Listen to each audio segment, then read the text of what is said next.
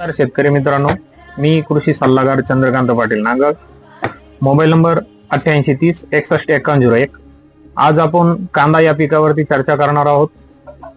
चर्चा याकरिता करायची आहे की आताच्या सिच्युएशन नुसार कांदा या पिकाचं उन्हामुळे साईज होणार नाही, याकरिता ही खरी चर्चा आहे। याकरिता मला सर्व शेतकऱ्यांना असं सांगावंशी वाटतंय की आपण एवढा सगळा खर्च करून आपण कांदा पीक हे उभं केलेलं आहे।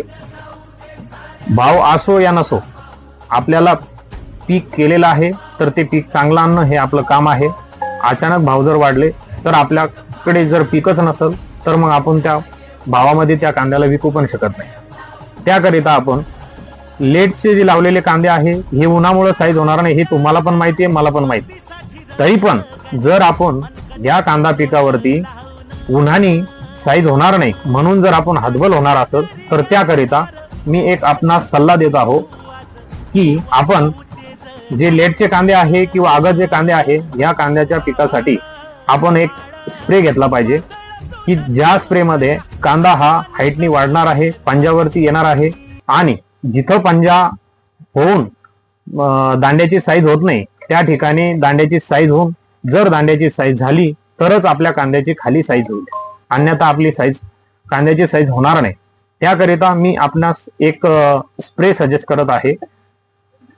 तो जर स्प्रे मारला तर 100% दांड्याची साईज होणार आहे, प्लस कांदा पंजावर येणार आहे। या सगळ्या गोष्टी 100% होतील, ही 100% मी खात्री देतो आणि एकदा आवर्जून वापरून बघा।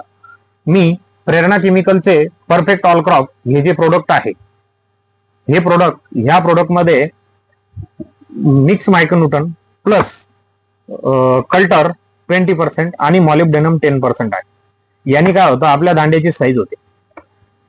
कांदा या पिकाच्या दांड्याची साईज होऊन खाली कांदा गिरकी धरतो, त्यासाठी हे वापरणं आवश्यक आहे। प्लस आपण जे शेंड्याची पात पिवळी पडून जळत आहे किंवा साईडची पात पिवळी पडून जळत आहे त्यासाठी BSF कंपनीचं कॅब्रेटॉप वापरलं तरी चालतंय किंवा अन्य दुसरं बुरशीनाशक घेतलं तरी चालतंय। अजून ॲग्रोस्टार कंपनीचं जे हेलिऑक्स आहे यामध्ये प्रोफेनोफॉस प्लस सायफरमिथ्रिन आहे। याने तुमच्या कांद्याचा जो गाभ्यामध्ये मवा किंवा थ्रिप्स असेल तो जाईल, 100% जाईल। हे पण त्याच्यामध्ये आवर्जून वापरलं पाहिजे। आणि सनरिच कंपनीचं सुपर सिलिकॉन नावाने येतं। याने काय होईल, उन्हाचा जो ट्रेस मध्ये आहे कांदा तो ट्रेस मधून बाहेर निघण्याचं काम करल, त्याच्यावरती ट्रेस येऊ देणार नाही। हे 100% त्याच्यावर काम करल आणि टाईटपणा ग्रेनरी आणण्याचं काम करल।